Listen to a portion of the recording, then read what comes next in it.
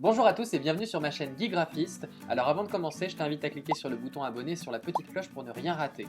Ce que je te propose aujourd'hui, c'est de découvrir les effets images automatisés de Photoshop. Et entre autres, on va apprendre à faire une pluie.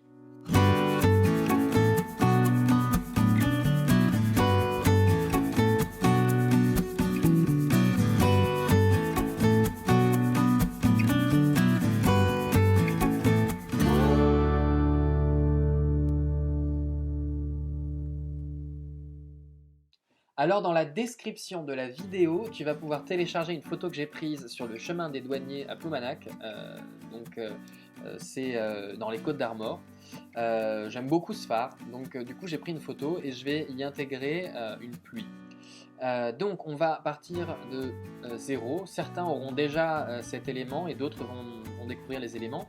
Mais donc il faut qu'on fasse apparaître la petite fenêtre des automatisations. Donc, on va dans Fenêtre et on va faire apparaître l'élément Action.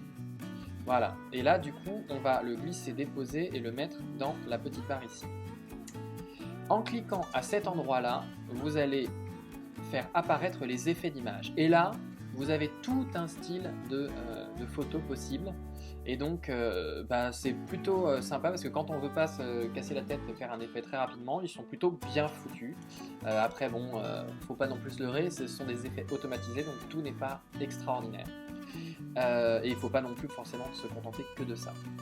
Donc, on va sélectionner l'élément pluie fine en sélectionnant bien notre calque et on va appuyer sur le petit onglet lecture.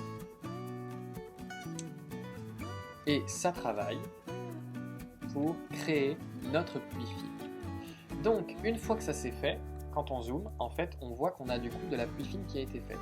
Elle est appliquée de manière plutôt uniforme un peu partout, c'est plutôt correct.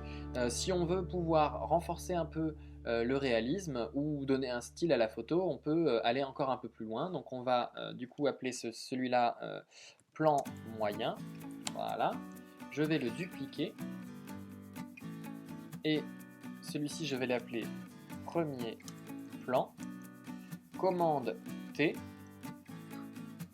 Et je vais agrandir mon calque, voilà, pour avoir des gouttes un peu plus grosses. J'appuie sur Entrée. Je vais redupliquer mon plan moyen et je vais l'appeler plan lointain.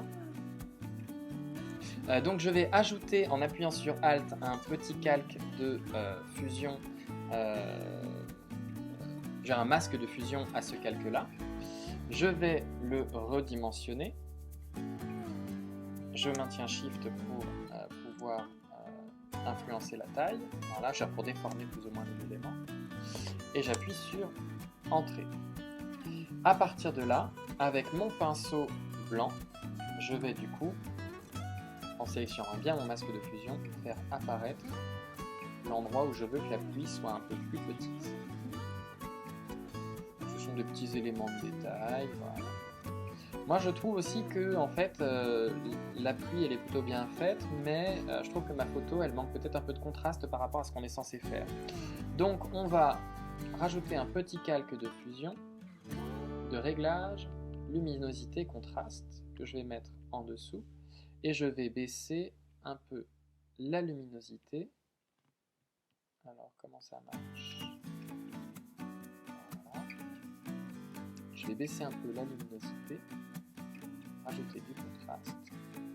Je vais aussi influencer l'exposition. J'aime bien mettre un peu de décalage mais pas trop parce que ça donne un peu de caractère à la photo. Et après, pour terminer, je crois qu'on est plutôt pas trop mal, hein. On va voir. Voilà, donc l'idée en fait c'est toujours pareil, vous partez d'un premier effet et après vous laissez libre cours à votre imagination. Alors ce tuto est déjà terminé, alors tu auras remarqué c'est un tuto qui est quand même fait pour les plus, les plus paresseux d'entre nous. Mais il y a des effets qui sont plutôt sympas, qui peuvent t'aider à trouver des idées de choses à faire, de manière à appliquer des pré-réglages.